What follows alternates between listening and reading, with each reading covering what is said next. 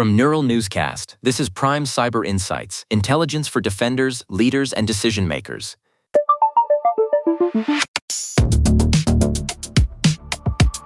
Welcome to Prime Cyber Insights. We begin today with the professionalization of identity theft. The Greatness Phishing as a Service platform has officially added device code phishing to its operator panel, specifically designed to bypass multi-factor authentication by abusing the OAuth 2.0 Device Authorization Grant. It is a direct escalation in how attackers are weaponizing legitimate cloud workflows to seize control of Microsoft 365, iCloud, and Google Workspace accounts. Aaron, the commercial side of this is what stands out. ZeroBEC reports the Greatness subscription has climbed to $289 a month, and lures are getting hyper-targeted. We're seeing spoofed RingCentral voicemail notifications that actually bypass email gateways by exploiting safe sender exclusions. Because the target is an actual RingCentral customer, the email lands in the inbox despite failing SPF and DMARC checks.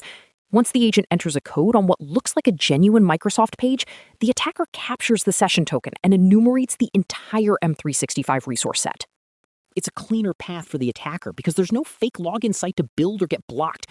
Moving to the software supply chain, we are tracking a massive poisoning event dubbed ChainDrop.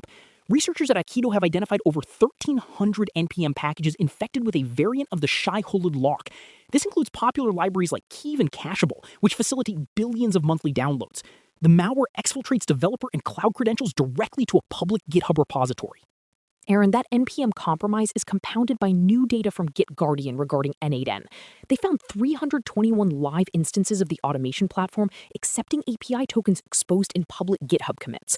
In control tests, researchers were able to exfiltrate raw credentials from N8N's store without exploiting a single software vulnerability.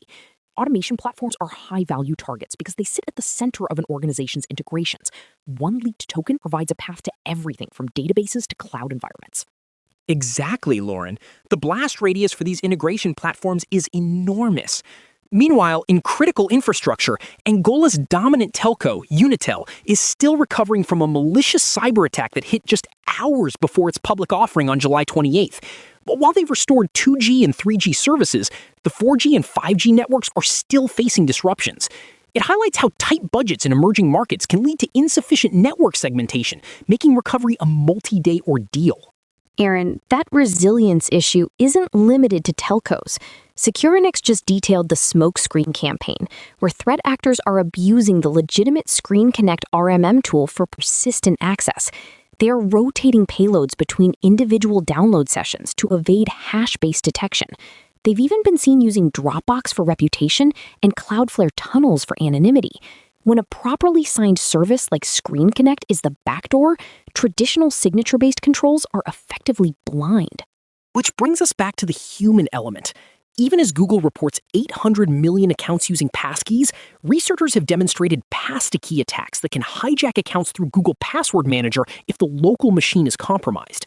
The technology is phishing resistant, but the software implementation still has gaps that malware can exploit.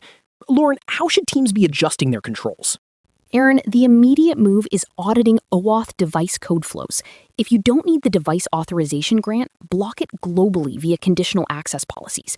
For RMM tools like ScreenConnect, practitioners must implement behavioral detections that flag MSI-EXEXEC launching with silent flags, or ScreenConnect connecting to WAW IP addresses. We have to stop looking for malware and start looking for the unauthorized use of legitimate tools. Direct and actionable. That concludes today's briefing for Prime Cyber Insights. For the full technical breakdown, visit pci.neuralnewscast.com. This briefing is for informational purposes only. Neural Newscast is AI-assisted, human-reviewed. View our AI transparency policy at neuralnewscast.com. Stay resilient. We will see you in the briefing room tomorrow. This has been Prime Cyber Insights on Neural Newscast, intelligence for defenders, leaders, and decision makers.